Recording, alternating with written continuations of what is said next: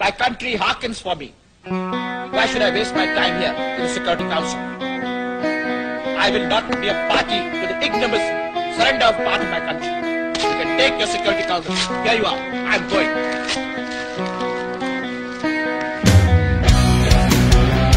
ये कौम बनेगी, ये कौम एक अजीम कौम बनेगी, ये कौम दुनिया का लोहा बनेगी। ये बाजी खून की बाजी है, ये बाजी तुम ही हारोगे। तुम कितने भुट्टो मारोगे, हर घर से भुट्टो निकलेगा। जिए भुट्टो।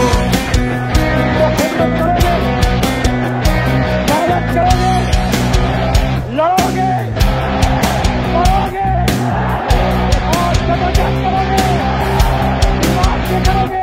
मजहब के जो व्यापारी है वो सबसे बड़ी बीमारी है। वो जिनके सिवा सब काफिर है, जो दीन के हरफे आखिर है। इन झूठे और मक्कारों से, मजहब के ठेकेदारों से। मैं बागी हूँ, मैं बागी हूँ, मैं बागी हूँ, मैं बागी हूँ। जिए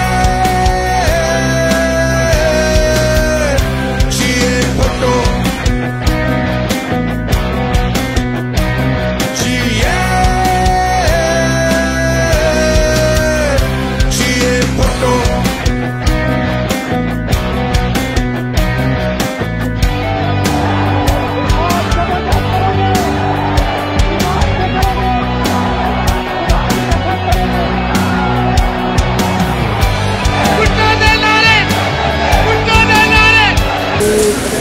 औज़ु बिल्लाहि मिनश शैतानिर रजीम।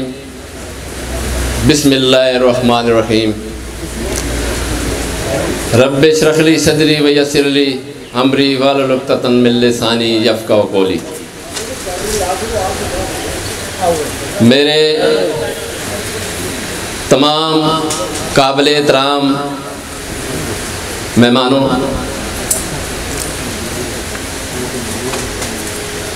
पीपल पार्टी पार्लियामेंटेरियन के हमारे, मैं उनको आज मेहमान ख़ुसूसी की हैसियत देता हूँ कि हमारे पास आए। पीपल पार्टी शहीद भट्टो के, हमारे तमाम तंजीमों के, तमाम यूसी से, सलाड से और जो हमारे हल्के से हैं, एबटाबाद से हैं, सबको मैं इस्लाम के बाद ईद मुबारक पे करता हूँ। मैं लोगों से मोहब्बत में अनाएँ छोड़ देता हूँ, वफ़ाएँ याद रखता हूँ, जफ़ाएँ छोड़ देता हूँ। खुले रखता हूँ दिल के दरवाज़े नाराज़ लोगों पर, मैं वापस आने वालों की ख़ताएँ छोड़ देता हूँ। मेरे तमाम काबिल एहतराम दोस्तों, बुज़ुर्गों, मैं आपका अंतहाई शुक्रगुज़ार हूँ कि आपने हमें यहाँ टाइम दिया, वक्त दिया, अपना कीमती वक्त दिया। और मैं पाकिस्तान पीपल पार्टी पार्लियामेंटेरियन के दोस्तों का, अहदेदारों का, सरफराज साहब, हमारे इफ्तिखार साहब, फ़खर साहब, फ़खरी साहब, सबका तहे दिल से शुक्रगुज़ार हूँ कि उन्होंने भी हमारे इस प्रोग्राम में हमें इज़्ज़त दी, हमारे इस प्रोग्राम में शरीक हुए। सबसे पहले तो मैं यहाँ इस बात को क्लियर करता चलूँ कि अगर पाकिस्तानी सियासत में जुल्फ़िकार अली भट्टो साहब का नाम निकाल दिया जाए तो पाकिस्तान की सियासत रहती ही नहीं सिरे से। अगर हमने शहीद भट्टो के नाम से सियासत की है तो इसको हम अगर उस नाम को निकाल दें जो निकाल ही नहीं सकते तो फिर ये पार्टी भी कुछ नहीं। और पार्लियामेंटेरियन वाले भी अगर जुल्फ़िकार अली भट्टो साहब का नाम निकाल के सियासत करें तो फिर वो सियासत भी नहीं चलेगी। जुल्फ़िकार अली भट्टो साहब, हमने जैसे भी सियासत की वो एक महवर है सियासत का, उनके गिर्द ही हम घूमते रहे और उन्हीं के नाम पे सियासत करते रहे और उन्हीं के नाम पे सियासत करेंगे। मैं जनाब सरफराज साहब ने जो यहाँ हमें पार्टी में आने की दावत दी, तो मैं इस पार्टी को छोड़ के गया ही कहाँ हूँ। मैंने अगर सियासत की है तो इसी नाम से की है और इसी नाम से करता रहूँगा। मेरे यहाँ के जो पीपल पार्टी के पार्लियामेंटेरियन के दोस्त थे, उनसे हमेशा मोहब्बत से पेश आया हूँ और मोहब्बत से पेश आता रहा हूँ। और पूरे पाकिस्तान में जहाँ जहाँ भी हमारे दोस्त हैं पीपल पार्टी के लोग, पार्लियामेंटेरियन के, मुझे अच्छी तरह जानते हैं, मैं उनको अच्छी तरह जानता हूँ। और मैं 3 कलर का जो परचम है इसकी हमेशा इज्जत करता रहूँगा और हमेशा इज्जत करता रहूँगा। जनाब एक बात चंद दिन पहले हुई, हमारी इसी महफिल में बैठे हमारे करीबी दोस्त हैं, हमारे दफ्तर के लोग हैं, उन्होंने बातों बातों में एक बात की, क्योंकि मैं क्लियर करना ज़रूरी समझता हूँ कि आज तक ये बातें क्लियर नहीं हुई। कुछ हमारे टीचर हजरात जो सुनते आए, सुनी सुनाई बातों पे सारे काम होते रहे, उन्होंने अपने तलब इल्मों को भी वैसे ही सुनाते रहे होंगे। एक बड़ा भट्टो साहब पे एक बड़ा एलिगेशन लगा हुआ है कि उन्होंने 71 में ये कहा कि उधर तुम इधर आम। और हमारे दोस्त इस महफिल में बैठे हैं, मैं उनसे उस वक्त बहस नहीं की, करनी भी नहीं चाहता था। मैंने कहा ये अकेले आदमी है, इन्होंने ये कह दिया कि भट्टो साहब ने कहा कि उधर तुम इधर आम। मैंने कहा ये बातें स्टेज पे करनी ज़रूरी है ताकि हमारे लोगों को पता लगे, इसकी बड़ी तालीम की ज़रूरत है। ये वाक़या निस्तर पार्क में हुआ था 14 अप्रैल सन 1971 को। जलसे में मेरे ख्याल में आज़ाद न्यूज़ के कोई एडिटर थे, अब्बास अतर साहब, वो सारी ज़िंदगी ये क्लियर करते रहे कि भट्टो साहब के ये अल्फाज नहीं। और अब ये 14 को जो तकरीब हुई थी, 15 की उस अखबार में ये बयान आया था और उन्होंने अपने तरफ से ये लिख दिया था उसमें। और उसके अगले दिन जो 16 मार्च को जो अखबार आई थी, उसमें ये बयान से सुर्खी थी कि हम दोनों और पाकिस्तान एक।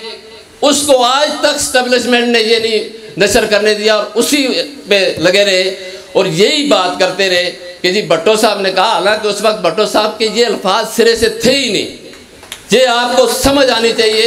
अगर कोई बात करे भी तो मेरे दोस्त ने मेरे साथ की, मैंने उसने अकेले में बात नहीं की, हम एक कमरे में बैठे थे, उसने कहा तो मैंने कहा ये बातें आज तक स्टेज पे किसी ने नहीं समझाई। और जो हमारे टीचर हजरात जो स्कूलों में थे, क्योंकि हमारे यहाँ पीपल पार्टी का इतना फुकदान नहीं था, तो वो ये बातें करते रहे। तो ये सुनी सुनाई बातों पे ये आगे चलता रहा आज तक। और हमारे मुखालिफिन भी ये बातें अक्सर कर देते हैं, हालांकि ये बात उनके अल्फाज सिरे से थे ही नहीं। दूसरी बात, एक हमारे बुजुर्ग टीचर है, उनकी ज़बानी मैंने सुनी, उन्होंने भी ये बात की। और एक और बात उन्होंने की, उन्होंने कहा जी कि हमारे जो अयूब खान थे, उन्होंने बड़ा कारनामा किया कि ये जो दारुल खिलाफा है ना, कराची से इस्लामाबाद ले आए। बातें उन्होंने और भी की, लेकिन वो बड़े मर्द मजाहिद थे अयूब खान, उन्होंने दारुल खिलाफा हमारा कराची से इधर शिफ्ट किया।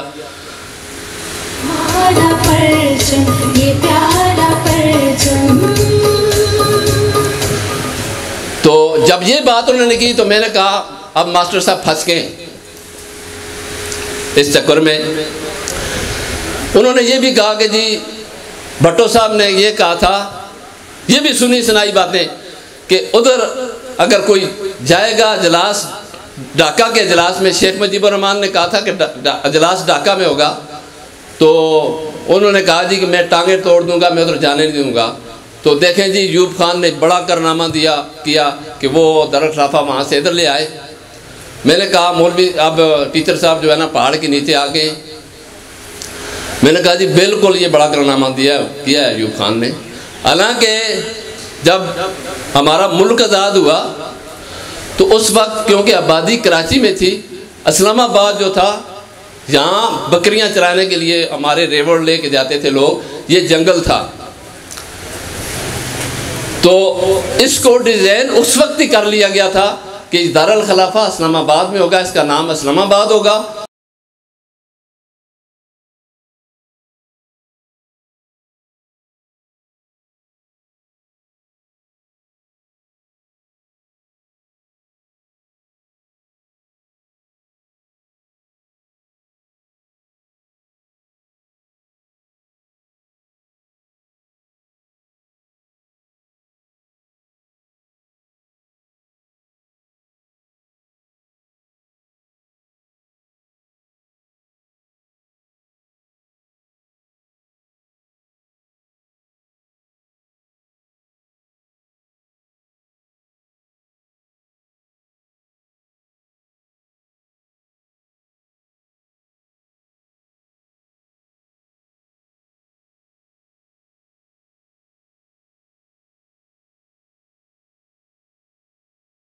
आपने मेहनत भी करनी है, ऐसे ना करना अपनी।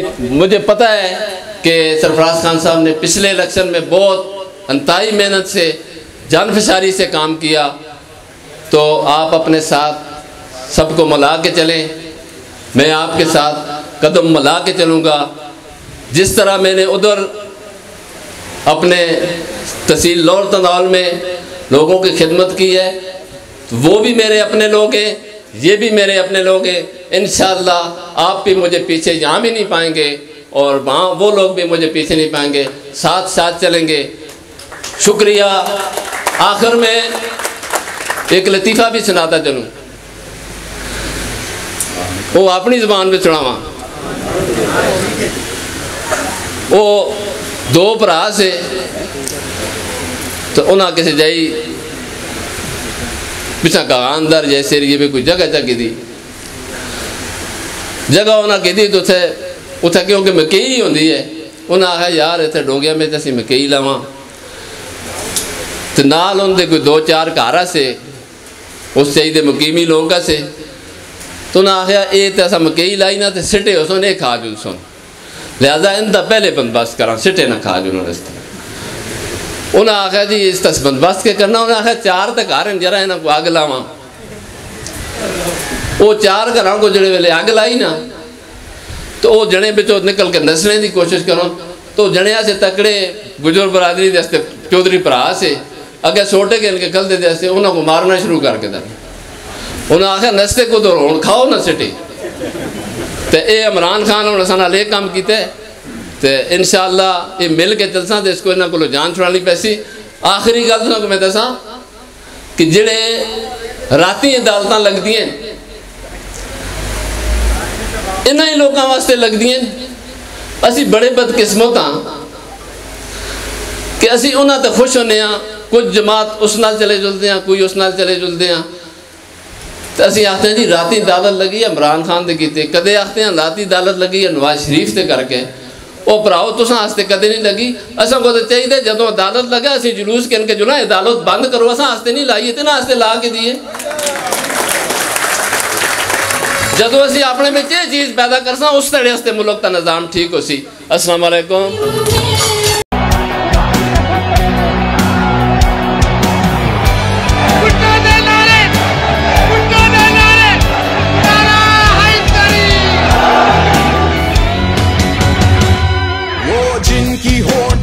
से वो जिनकी आँख की लत से कानून बदलते रहते हैं और मुजिम बदलते रहते हैं, उन शोला के सरदारों से, इंसाफ के पहरेदारों से।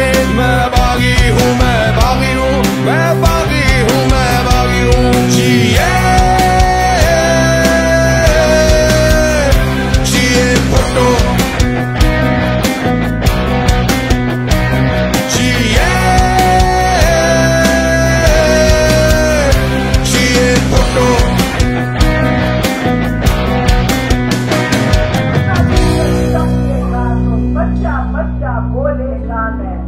मेरे हाथ में हक का झंडा है, मेरे सर पे जुल्म का फंदा है।